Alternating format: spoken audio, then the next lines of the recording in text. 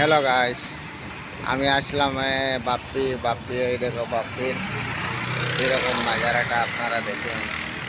এই যে দেখেন বাপ্পি, এই যে দেখেন আপনাকে দেখাচ্ছি বাপ্পিটা কীরকম। এই যে দোকানপাট, আজকে একটা হোলিও, আজকে এদিক থেকে হোলি চালু হয়ে গেছে। এই যে আমি আসলাম ওই কম্পিউটার দোকানে, অল্প কাজ আছে।